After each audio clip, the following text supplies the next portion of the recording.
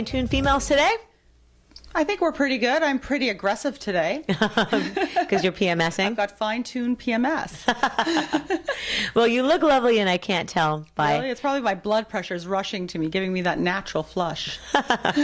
It's amazing we still even get PMS symptoms. Did you try that stuff I gave you? I gave you an all-natural supplement that this company that I do some promoting for. Right. They have another side of their company. So they mostly make sports supplements, and they're called Promera Sports, but they have another division called Vireo, and they make all this all-natural house cleaning stuff and like pet deodorizer. I'm looking at Sammy right there. We have Sammy here today, my dog. So there's some snoring in the background. If you hear snoring, it's not us. It's not our stomachs grumbling. Yeah. It's a very small cockapoo. Yeah. So it's got all that natural stuff like black cohosh and magnesium. Right. Did you feel anything when you took it? I didn't try it yet because I started feeling this way today, and I said, if anything adverse happens, I don't want it to affect our podcast, so I'm going to take it later on. It's just supplements. So like the normal thing that you take for PMS and hot flashes and stuff and menopause, right, is that black cohosh. Well, you know what? As much as I love all the natural things, and I love that company because I've used other products that you've mentioned that they've, the burn and whatnot. Oh yeah, and it's fantastic. The sports supplements. Yeah, but I do have this Middle Eastern pharmacist that sometimes gives me these Chinese things, and I was trying this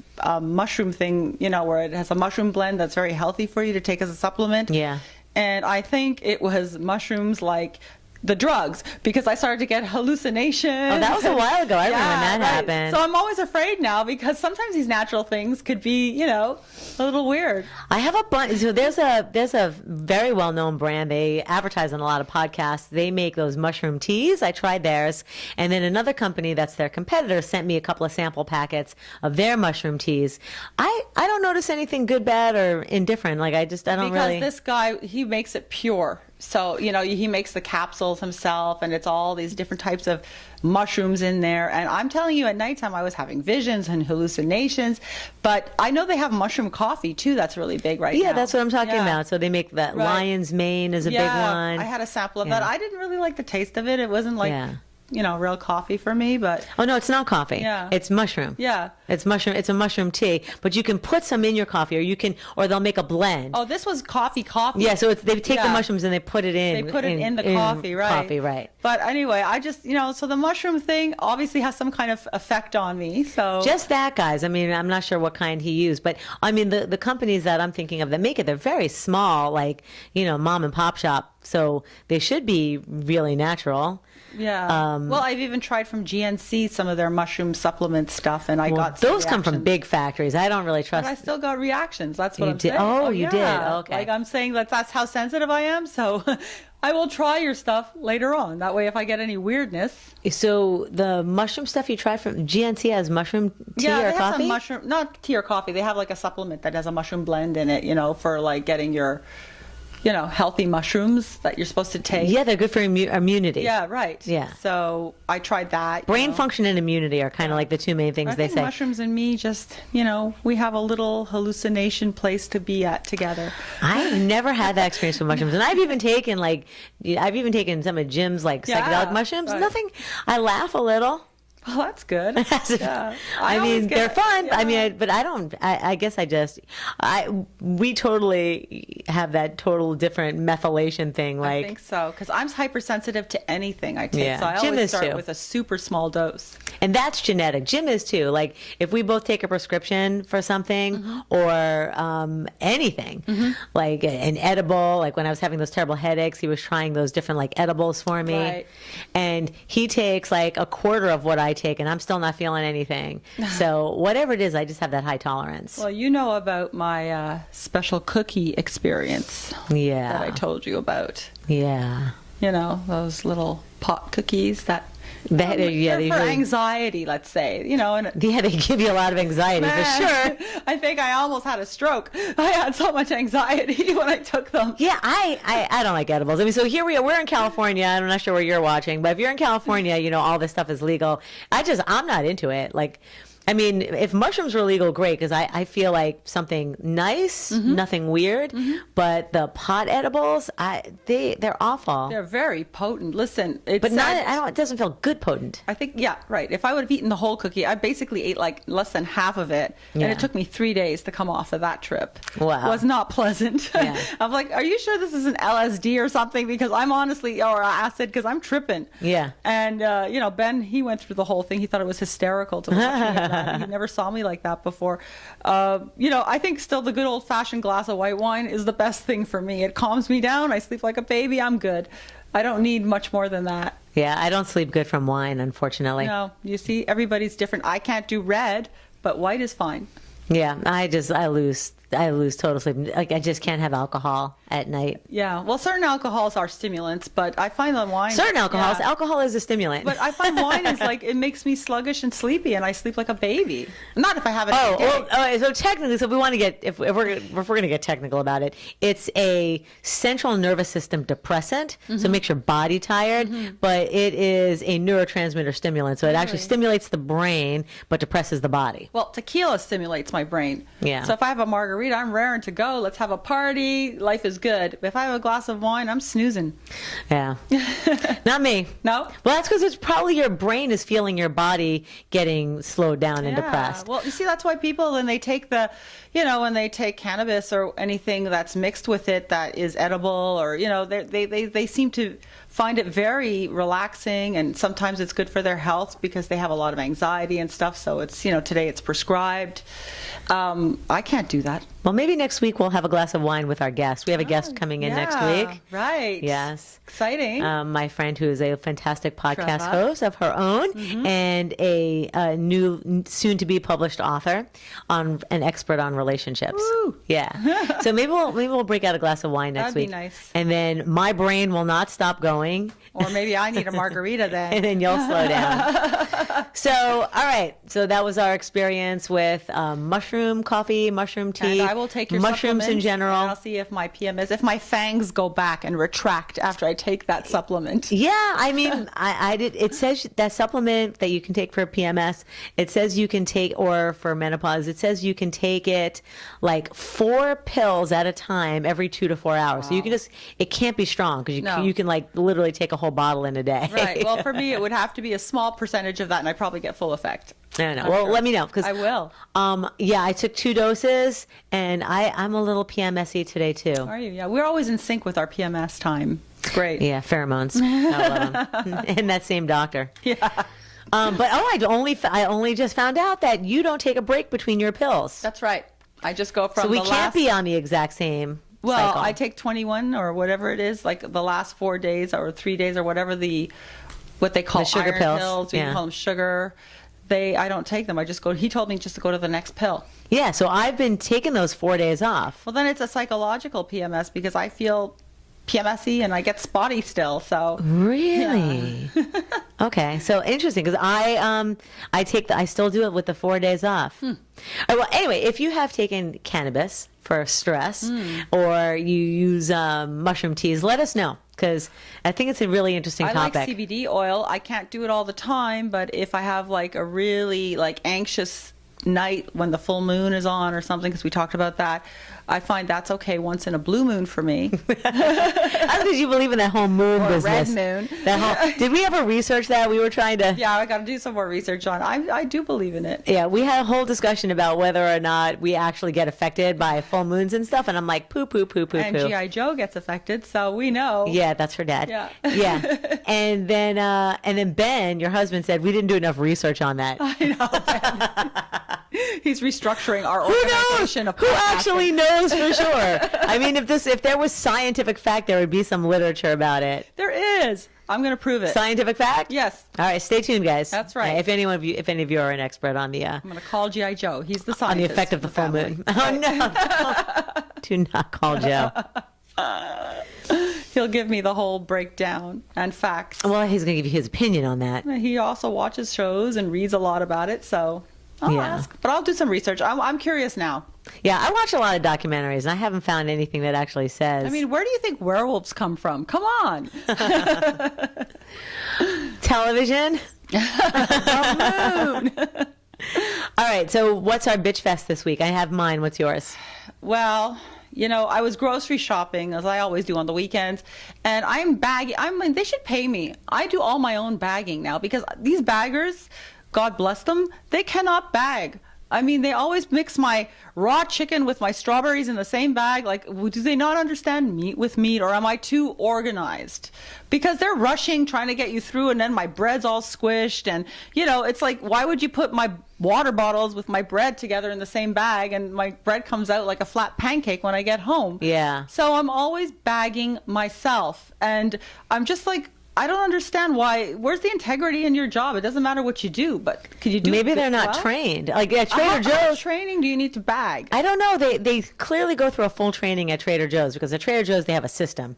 Yeah, I love Trader Joe's. They have a system, yeah, for sure. They're great there. But Yeah. they I go to the one in West Hollywood, so they take a little bit more. It's Boys Town, so they're really perfectionistic and snooty about it. Like, we can't mix the vegetables with the this. Oh, yes. Yeah, they're very... Yeah, and I'm yeah. like, oh, go bag away. But they're good at all of them. I mean, I used to go to that one, and I go to all different ones around town, Mm-hmm. and I think that always think that their bagging is well done. The problem is usually the back of my car because I have all my gym gear. I have like battle ropes and kettlebells and dumbbells in the back of my car. Right. And then and then I try to fit my bags on there, and then I get home and the onions and the lemons and the apples are rolling all over the back. Place, yeah, I know. I buy the ones that you can zipper, I got them from Trader Joe's. So I got the ones that are for refrigerated goods. I've got them categorized. I guess God, I'm you're a so little fancy. anal. Yeah. Oh, that's so anal. Yeah. So I don't, I want to have my groceries in condition, and I have other errands to run on my way home. So. Well, I think that's a good idea, because now that they charge you 10 cents a bag if you don't bring your own, what you should probably do is then get a 10-cent discount for bagging your own. Well, at Ralph's they do. They give you credits If you bag your own? if you have your own bags. Yeah. So They give you credit? Yeah, like they'll assume it'll take 6 bags, so they credit you for 6 bags What? if you bring your own bags. I do bring my own bags. Yeah, I got credits all the time. What kind of credits do you get? I don't know, like 10 cents or something. You do? Yes, I do. I But guess- even if they bag with your bags, they Uh-huh. still don't do bagging well. Except, I have to say it's the younger generation, unfortunately. I guess they just don't care. The older people, they take a little bit more time. Like they understand how much you're paying for your food and you want to keep it fresh, and Okay. keep it nice. So, but the other ones, they just throw it in there. They're like, whatever. I have not noticed this phenomenon. Now I'll pay attention. Yeah, pay attention. Okay. So my bitch fest is man spreading. Man-spreading. Yeah, Jim was away for 5 Sounds days. like middle-aged stuff. Well, no. Well, man spreading is technically guys sitting like this, but they're sitting, And they're wearing like shorts that gape. Yeah, but So you can, they see. sit down it came from men on the subway. Okay. Right, and so the men, and then they do the Sharon Stone thing. Oh, and nice. they sit back and and then their legs are going into the next seat. A lot of guys don't wear underwear too. Well, that's true. Jim doesn't. No. And now he found a brand he likes, so he does wear them more Well, I often think now. as they get older, they have no choice but to. He tells Jim that. So anyway, so the man spreading, I'm not talking about the man spreading we refer to with the Okay. man just Right. letting their knees drop out and they're That's what I was hitting thinking. hitting the people next to them Right. on the subway or on an airplane or whatever. Man spreading problem I have is the house gets all tidied up and I can't think in a messy environment, so it's really hard for me to do any kind of work, writing or anything, unless I tidy up my area because my eyes just keep wandering to where's the mess, even the walls. If I see dirt on the wall, It's totally distracting for you. I can't concentrate. Right. I have enough ADD. Right. I don't need any more help. All right. So Jim was away for a few days, and the housekeeper had tidied things up because we didn't have a lot of laundry that week because Jim was away. So things were nice and tidy. And I was working on a bunch of paperwork. I was getting my taxes ready. And I thought to myself, oh gosh, Jim's going to be home tomorrow. How soon is it going to be before his stuff is everywhere? Because I put my stuff in nice little neat piles. Yeah. And we have an office, a bedroom, a dining room, a living room. Right. Right. And of course the bathroom. So no matter what room I put my stuff down in, I put my stuff in my nice little area and I take up 12% of the room. And then Jim's stuff just starts taking up the other 88% of the room.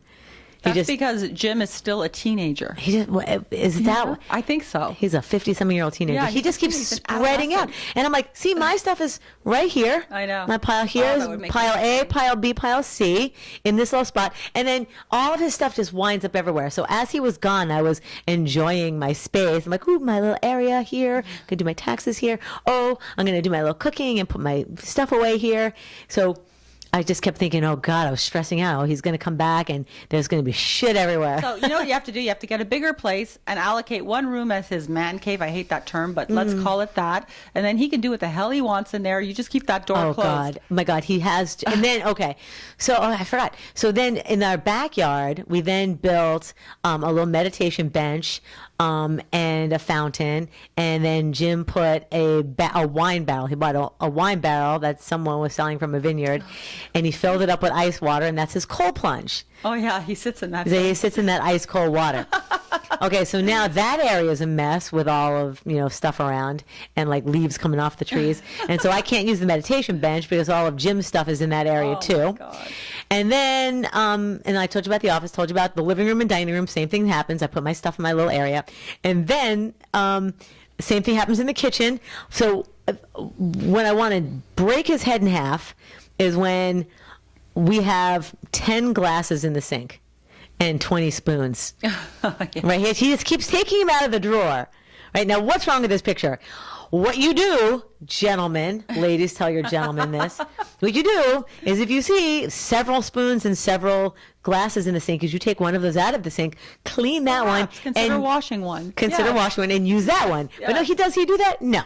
So the next thing I know, so all the dishes are in the cabinet and all the silverware is in the utensil tray.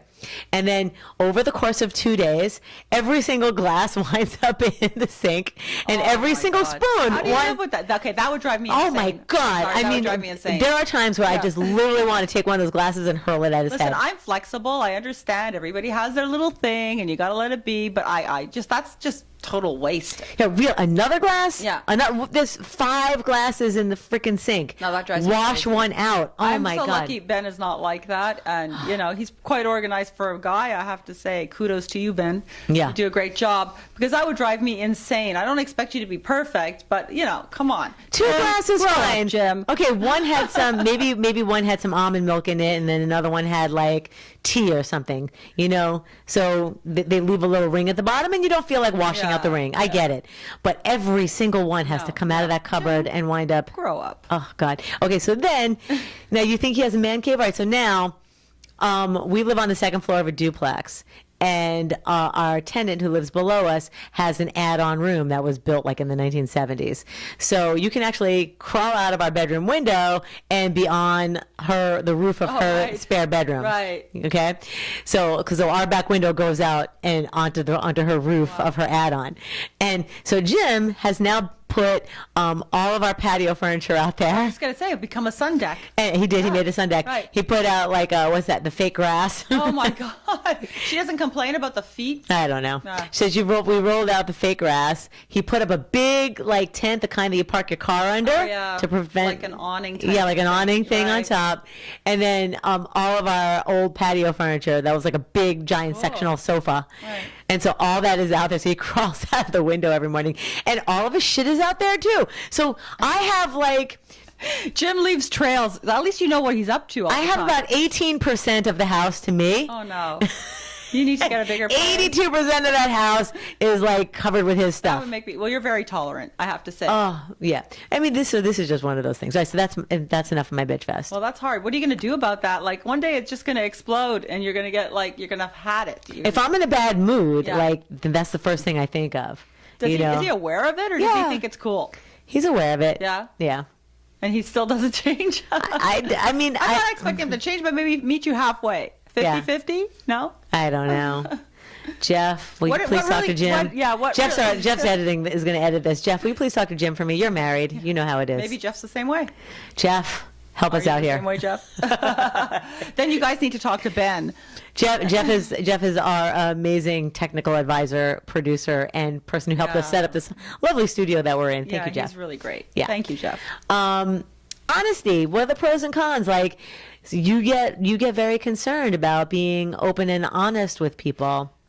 Yeah, I think my concern is like, I'm doing a podcast where we're talking a lot of things openly and, we're not filtering much, or we're trying not to.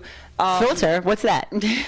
Jill doesn't know that. I'll explain it to you later. What is a filter? But, because I come from an environment, as an executive and, where you have to have a certain image because you want to look professional. You wouldn't do something on a job interview that you would do in a nightclub, let's say. Like there's role playing, and at work, you're polished and you want people, they have to respect you because you have a job to do, and it takes a certain form of leadership and credibility. And then I come and do this show and I'm completely the different person than I would be, let's say, in an office. So I always worry about, being so open on a podcast. I mean, I'm the kind of person like, I didn't even keep a diary because I didn't want anyone to ever read it, I kept a diary in hopes that somebody would find it and read it. I had a diary once, and I think my dad read it. It was like 2 pages long, and I was humiliated for years after. I couldn't let that go, Oh, yeah, there was one time where I was, where when I finally, where I finally had sex, and then my grandmother read it, and I was like, I mean, all the other times I was crying out for help. And I was young eyes go on to this. So I have this thing, I'm very, me, Jill, I'm a little bit more closed. I'm a little more reserved. It's part of my upbringing. And I'm concerned about, people's reactions if I'm brutally honest, or they see this other side of me that they never knew really existed. Okay, 2 questions. So, go ahead. Number 1, I think it's all of our upbringings to be more reserved. I don't know unless you're Honey Boo Boo. I don't know that there's any mother who teaches their daughter to just be like, yeah, talk about everything. Yeah, I do actually. I had a friend, her mother was so hippy-dippy. Oh, yeah? Everything was okay. They smoked pot in front of her, and, it's all cool. But to talk about it, like it's okay to just talk about this. Yeah. Oh, okay. Yeah, totally. Like she wanted her kid to have no, influences, like to figure it out on her own and to be honest. How'd that work out? I don't know. I lost touch with her, but I remember growing up with her, and her mother was like, there were no rules. Like everything was cool. Interesting. Well, that's kind of... That's really, I think she was okay. I mean, she wasn't like a rebellious child or anything, so...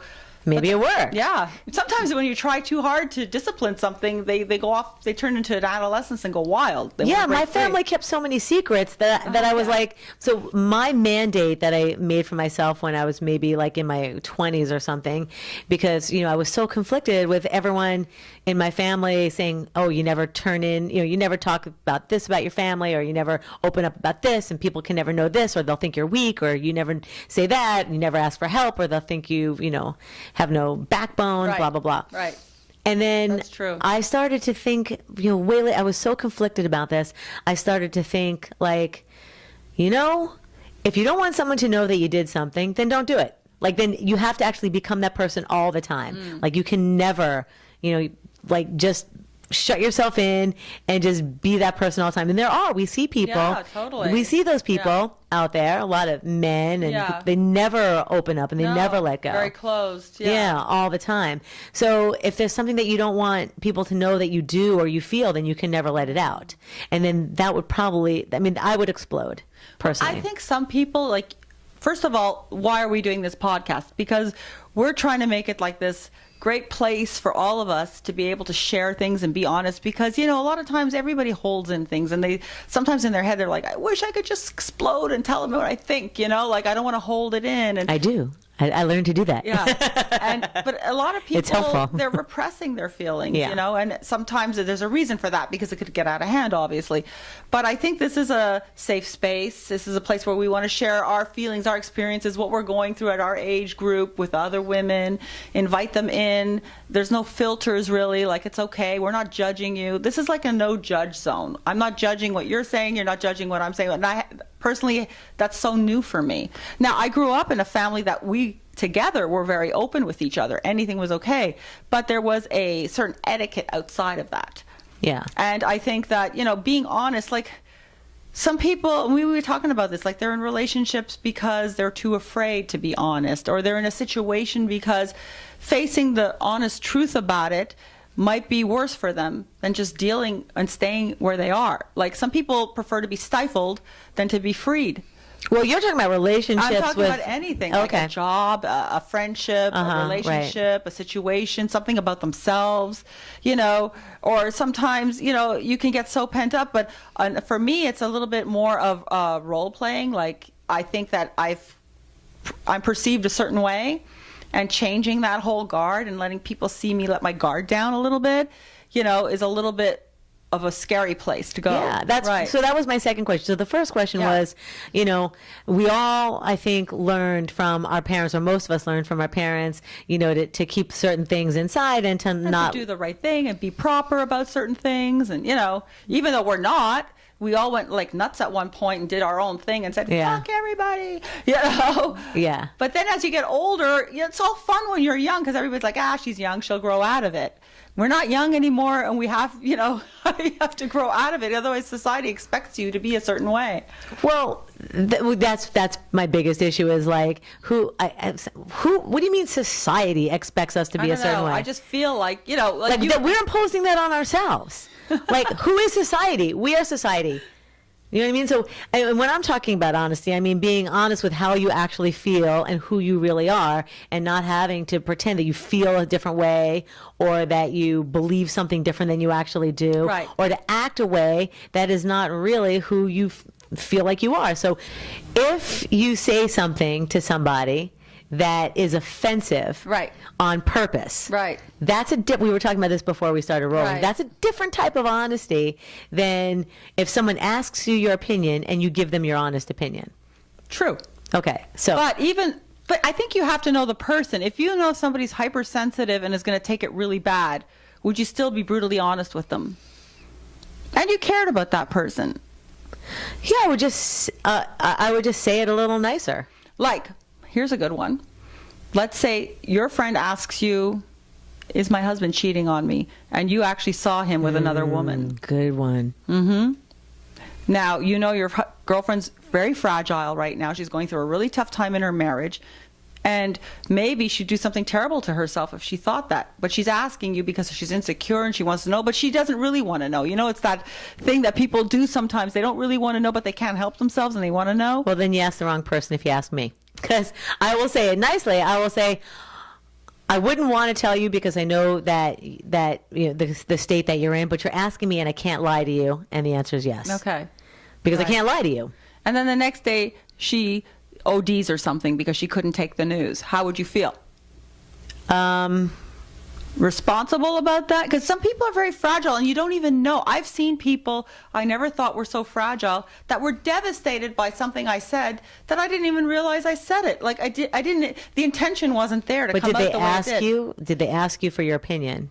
Or the truth about something? No, it wasn't maybe the truth. It might have just been a comment during a discussion that I thought we were being open about. Okay. Right? Yeah. And then I mentioned something. Give me an example. Oh, I can't. Now I don't remember, but I remember somebody not talking to me after. Well, you said you saw those two girls trying on that outfit in the store. So you saw two girls trying on. Oh, right, in a store, right. This was a bigger girl was trying on something, and she was very trendy and young and cute, and the girl that was with her was her friend. She was trying on something that was very bright. Neon-y, and it's on trend, and then it was a chunky, oversized type of sweater, and this girl's a big girl already. So I don't know when you're that big that you want to be wearing a neon color and an oversized. Like, you want to take away from the oversized. Yes. Thing. And, you want to minimize. Like, if she would have asked me, I'd not supersize. Right. Especially neon. Like, yeah. If she would have asked me in that case, I would have said, I don't think that works on you. I wouldn't say, oh, because you're oversized and you look like a big, neon light. I wouldn't say that. I wouldn't want to hurt her feelings. But I would tell her that, but she bought it and her friend was telling her how great it looked on her. And I'm like, oh, my God. Is that friend lying? Is she lying, or is she just so fashion starving that it doesn't matter what she has to do to be on trend, she's going to do it? Well, there's definitely people like that too. Right. So I had a friend. So back in the days where all I wore was like Betsy Johnson stuff, like back in the late 80s, early 90s. Betsy Johnson had a store on Melrose, and they would have sample sales. And so I was broke ass. And so I would go with my friend who I went out to nightclubs with all the time. Mm-hmm. And we went to one of the sample sales, and I tried on all of this stuff. And some of the Betsy Johnson made shirts that were tight, and I'm wide in the shoulders. And so she made narrow shoulders, wide hips. And I'm the opposite. I'm wide shoulders, narrow hips. So I Right. built more like a dude. Right. And so I, tried on all this stuff, and I was not in good shape yet. I had just moved to LA, so I was pretty, I was still chunky and heavy, and the fat was in the wrong areas, Right. like everything was in the wrong place. And so everything I tried on, she's like, "Oh, that looks great. Oh, that looks great. Oh, that looks great." And then I don't remember how it dawned on me, but eventually it dawned on me that she was fucking full of shit. Like everything looked awful. Somehow it And eventually. you could have taken that news because you're like, you don't care. Like, be honest. Tell me it looks like shit. It's Not in fine. my 20s. I was way more insecure at the Really? time. Yeah. But I would have much appreciated, instead of me dropping all the little bit of money that I had on Yeah. clothes for clubs, Right. I would have appreciated her saying, Right. Yeah. No, I get that. Listen, I had an experience once with a friend who was actually similar to the one I was telling you. If you had somebody who asked you if their husband was cheating, her husband didn't cheat on her, but he left her. And he left her with a bankruptcy, basically. And she had to get 2 jobs. And just at the same time, she was having a lot of problem with her kid. And boy. I didn't realize she was always tough because she was an executive. She was also older than me. And she always had this tough exterior on her. Like, she could handle the 2 jobs. She was tireless and, she was managing and, but I think her husband actually was homosexual and came out of the closet and just took off on her. And he was embittered because they had been fighting for so many years and he left her with the bankruptcy. He said, fuck you. Because he had Wow. gone bankrupt and she had personally guaranteed some things. So Oh, wow. she got stuck with it. And I was there for her. I said, don't worry, we'll get through this. This is what we're going to do. We started to lay out a plan and everything. The whole time this was her second marriage. So this was, her first marriage failed, the one who was the father of her child. And I didn't realize how fragile she really was. And so, we were together one evening talking and having wine. And I was telling her, don't worry, we'll get through this. And I was telling her, you got to be strong. You got to be tough now. And giving her a little pep talk. And that night she OD'd. And I thought she was a lot tougher than she was. So I was being a little more honest with her because I was getting a little bit tired of her going on and on about how could he do this, and I'm like, okay, it is what it is. Let's move on to the next step. Let's clear the palette here. Let's get on to how we're going to fix it. And she couldn't take that, and she ended up in the hospital fighting for her life. But you didn't tell her. Well, that's how I left her. I see. But it's not like she asked your opinion on. Yeah, she did. She said, how am I going to get through this? What am I going to do? She felt sorry for herself. She felt like she was a loser at the time. And I'm like, listen, if you have I wasn't being mean to her, but I said, you can't have that losing attitude. Even in the time that things get really dark, you have to have a winning attitude because only you can win for yourself. Even no matter what life throws at you, there's always a way out. And I was trying to give her like that hard love, tough love type of talk, because all this time before I was always being understanding and doting, and it wasn't making things better for her. She was crying more. So I figured I'd turn it around a little. So obviously she was much more fragile than I thought. That's a tough one. So, But I don't think that was your fault. I mean, no, but I think she would have done that no I matter always what. thought that maybe I should have stayed on the softer side, and then she wouldn't have done that. She survived. But, she had to spend a month in the hospital because when you're doing something like that, they make you go to the psychological ward there where they have to keep an eye on you and whatnot. So, she couldn't work and she had all this debt. So then, I'm not sure that honesty was going to make or break that situation. Well, let's say we had a big fight that night. She could have totally killed herself. She attempted, and I think her... she got to the hospital and they pumped her stomach in time. Yeah. But she was very close to it. Like, how far can you push? And sometimes you don't realize someone's fragilities. You think it's okay to be brutally honest with somebody, and somebody may appear stronger to you, and they may be as fragile as anything inside, and you don't realize that. Yeah.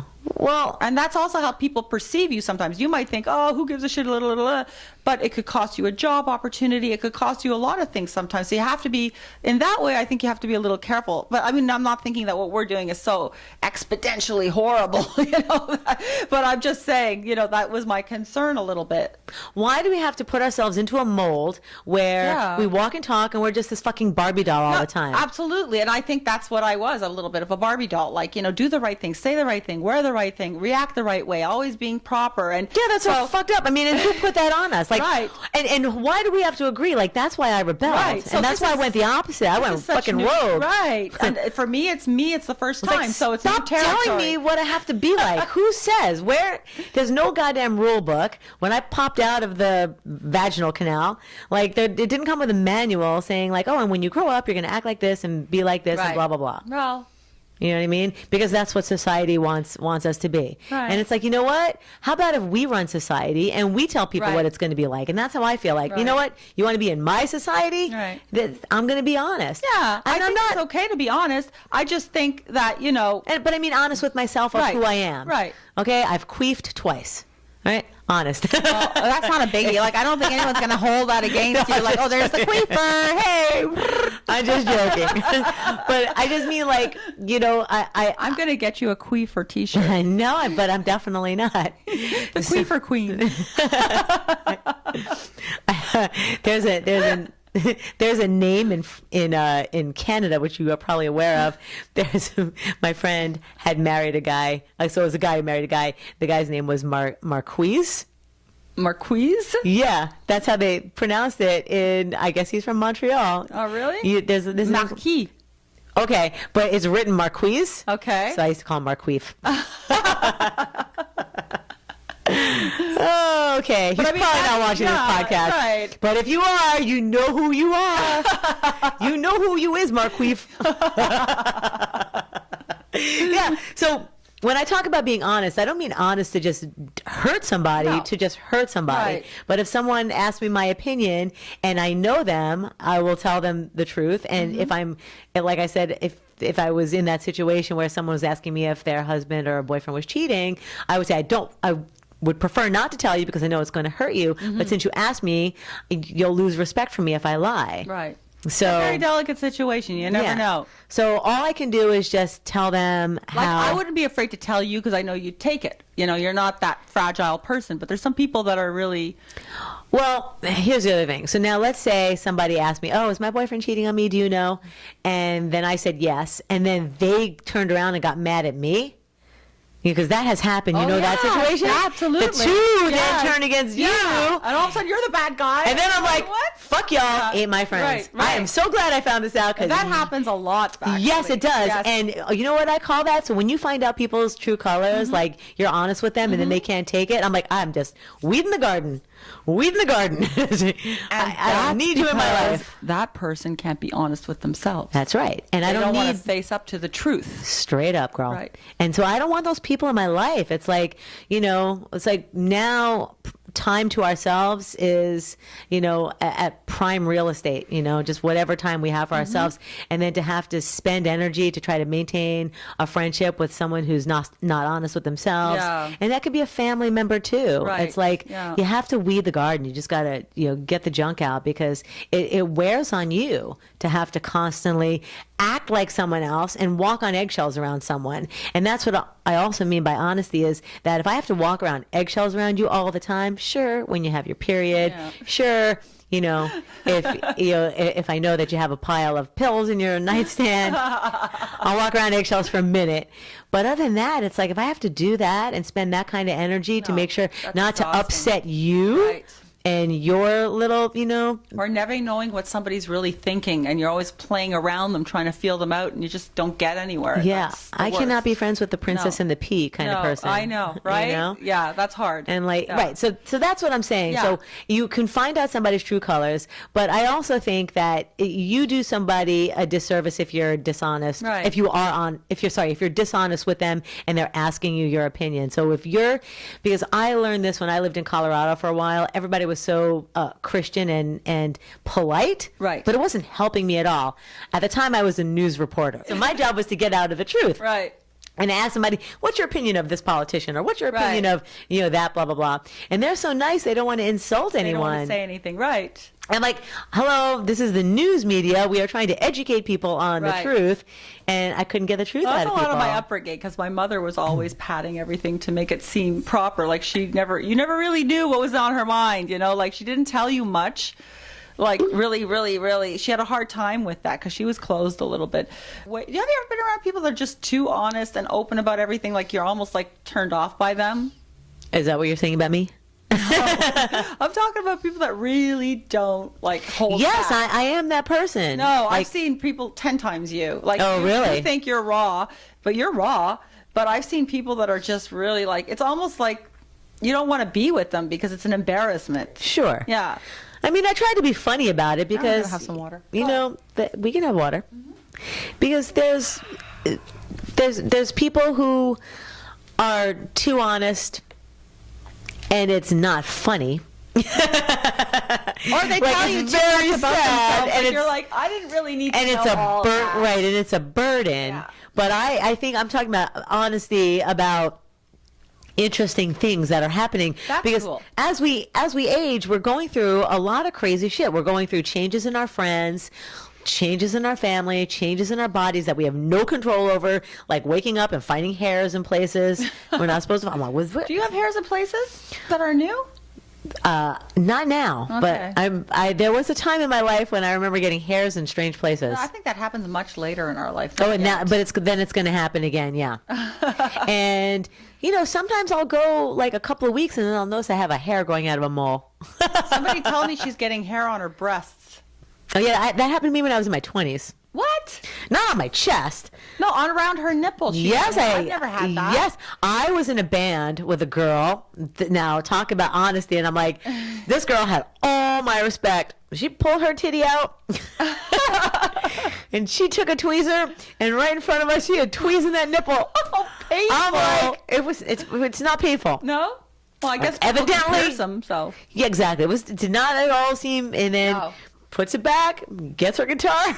I had one friend, because she was Mediterranean. Oh, I was in college at that time, by the Yeah, way. So I who knows? I was in high school, and she had some hair on around her nipple. Okay. Yeah, and she was Mediterranean. She was just hairy. Yeah, yeah. Nothing you could do about that. But I heard that when women go through menopause, Yeah. they can get hair on their boobs. Right, so I think all that weirdness is going to happen again, and we have to talk about it. How nice is that? It's not like men- wonderful things to look forward to, darling. Yeah, there's crazy things. These crazy things happen, and we have to let women know that these things are not strange.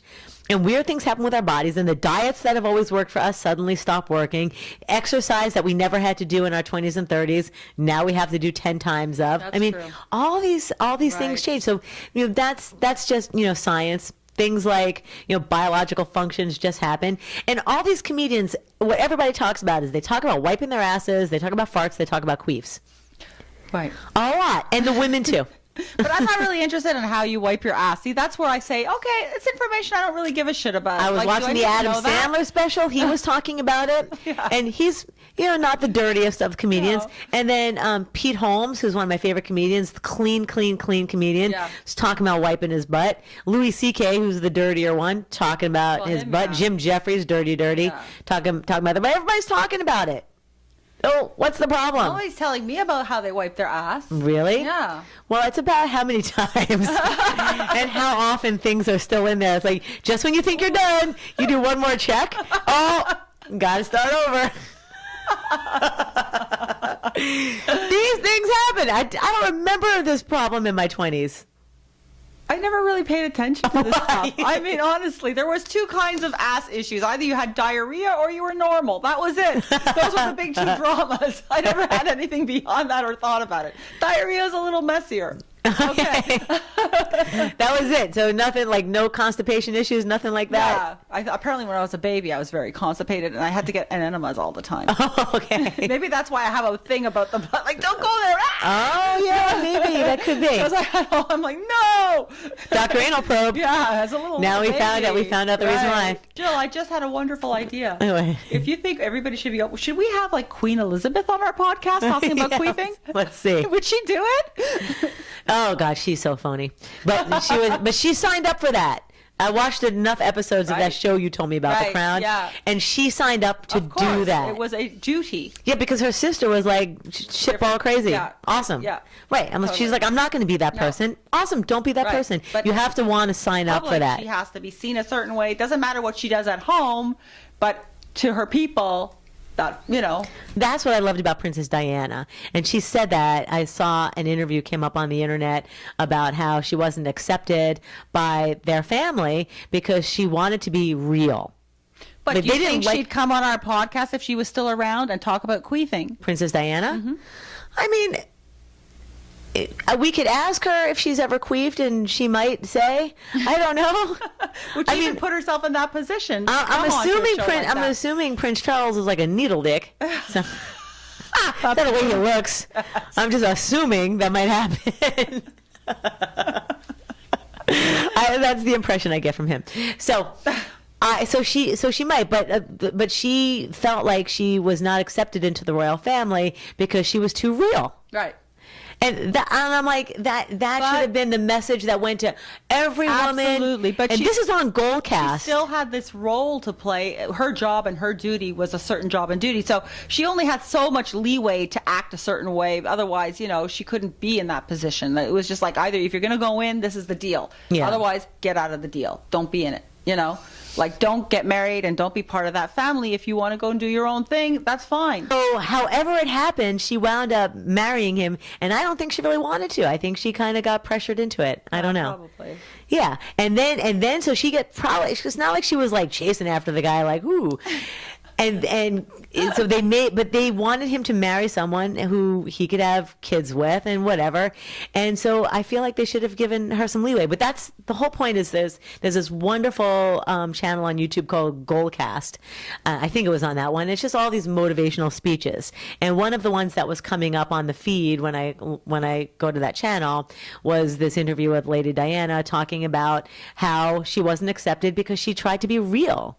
Well, that's so crazy. She broke a lot of boundaries because she did that photo shoot with like that Vanity Fair style photo shoot where everything was, you know, it was all like the big talk, like, or where she wore gowns during certain affairs that were like never, like you're not supposed to show that much cleavage or anything like that. You know, she had that strapless gown that showed a lot of cleavage on one of the big events. Yeah. You told me about that. I don't really remember. She was just trying to bring more modernity to the royal family, sort of what Meghan Markle's doing, you know, sort of trying to bend the rules a little bit and make a little bit of a statement. And she was so chastised. And that's why, you know, she was hounded for, God, being outside one day and the sun hit her skirt and they could see her leg silhouette through the skirt because you're not allowed to do. You always have to wear a slip that's not, that's opaque, and you can't get, you know, even sunlight won't go through it. Yeah, so this is, you know, we've talked about this, and this is just good stuff for, you know, us to consider, because I think that, you know, women appreciate the fact that they can be open and honest with each other. Right. And if men happen to hear us or somebody gets offended, then that's not our audience and that's not who we're talking to. But I think that this stuff is funny. Well, it is. I think I don't want to offend people. Maybe that's what it is, you know, too, like in some way, because I could be brutally honest about some stuff and then, you know. But brutally honest when someone asks you, like, does this look good on me? Like, I was coming over. Different, sure. Yeah, like I was coming over here and I was wearing a totally different outfit. I was wearing like this yoga outfit from Aloe, and Jim just looks at me like, literally. I think it was more like. It's always that. I think it was approval this. You like. I was like, I'll change. Then I put this on. He's like, It's like, F you, I'm out the door. There's just no satisfying that man. Whatever. Go He's back like to your junk style living. I had another shirt on in between, and I wore this one for a reason, which we'll talk about in 1 second. But I was wearing something else, and he's like, why'd you take off that second outfit? I like that one. And I'm like, forget it. But I put this one on because we were talking about the 80s. So speaking of Princess Diana. Oh, yeah. Well, was that the 80s? That was kind of the 90s. Well, 80s to 90s. We were talking about things that only people over 40 would remember. Right. Yeah. And like this top, I literally bought because it reminded me of exactly what I wore in the 80s. I wore fishnet tops on everything. I constantly wore fishnet tops. Yeah. Well, you got fishnets, fishnet tops, everything. Leggings. Right. So I had fishnets on the bottom, like tights. And then I wore fishnets over my arms, you know, and then I put a shirt over and I'd cut the little holes out for my fingers. So they'd be like gloves. Yeah, that's so cool. Always. Fun. And then the spike bracelets. I mean, that was my uniform. I loved it. But then I was listening to this 80s playlist. And these songs were coming up. I'm like, oh, oh, no one under 35 knows this song. Oh, only people over 40 know this song. Those one-hit wonders. Yeah, well, some of those. And then when I said, oh, we have to talk about this on the podcast, mention a couple of things and write your favorite ones in, ladies. Oh, yeah. Things that people only remember, or maybe it's songs people might only remember if they're over 40. But I walked into Gelson's, which is like this high-end shishi grocery store, and I walk in, and I'm making my salad at the salad bar. And all of a sudden comes on the song from the Bay City Rollers. S-A-T-U-R-D-A-Y, night. S-A-T-U-R-D-A-Y, night. Yeah, so that was my favorite song when I was like 12. Yeah, me too. I was like 10 or something. You were I 10. love that. Bay City Rollers, yeah. Right. And then My girlfriend, we used to sing it everywhere we went. God, that was my favorite song. I was like, and I'm looking around to see if anyone else is singing, and I'm like, who's over 40 in here? All right, write down your favorite things that you only remember if you're over 40. Those one-hit wonders. Yeah. And maybe movies too. Like there were probably some 80s movies that were so bad that never came back around. Yeah. We'll have to search those next, because I got into this whole 80s thing when I was in Tampa last week, and I put on that playlist I was telling you about on Spotify, and I was listening to all these old 80s songs, got in my head, and then I saw The Wedding Singer was on. Oh, The Wedding Singer, that is awesome. So I went from this playlist that I was using to work out with, and then I went right upstairs and I watched The Wedding Singer, and I'm like, oh my God, 80s all coming back. What song did he sing as a wedding band on The Wedding Singer? You know, Adam Sandler always has he did great Love music in his Stinks. movies. Remember? Oh, yeah. Love Stinks. Love Stinks. Love Stinks. I love God, that song was the best. Jay Giles Band. Yeah, I went to college in Boston, so it's required to know at least 3 Jay Giles songs. His Centerfold song too. Yeah, that's like my high school song. Maybe your band should play that. That would really be good for your band to play. Yeah, that'd be fun. Drew would be good at that one. Yeah. Either of those. That's a good idea. Actually, I should bring that up. And then John Cougar, they played Love, Hurt So Good. Drew doing, oh yeah, maybe. Yeah, now we're talking about what songs your house band should play. I think you guys should do Hurt So Good. So those are some of my 80s songs. Maybe that's it, yeah. Because I'm always thinking like Jack and Diane when you were saying John Cougar Mellencamp. I don't really see him doing Jack and Diane. Little ditty about Jack and Diane. 2 American kids living the best they can. Oh my God. All right, so now I'm into 80s mood. All right, you ready to work out? Let's do it. To the 80s playlist? Right, let's do an 80s playlist today. Okay. All right, fine-tuned female. So give us your comments, give us your feedback, please. And if you have any songs that you remember that you have to be over 40 to know, please jot them down and put a link to YouTube so we can or movies, and put a link so that we can all enjoy them, and we'll put down the YouTube links to all these songs too. That'll be great. All right, and then next week we have a special guest, and we're going to be talking about relationships and getting married over 50. For the first time. Yes, first time marriage over 50. Crazy. Yeah, okay, that'll be next week. All right, bye. Bye.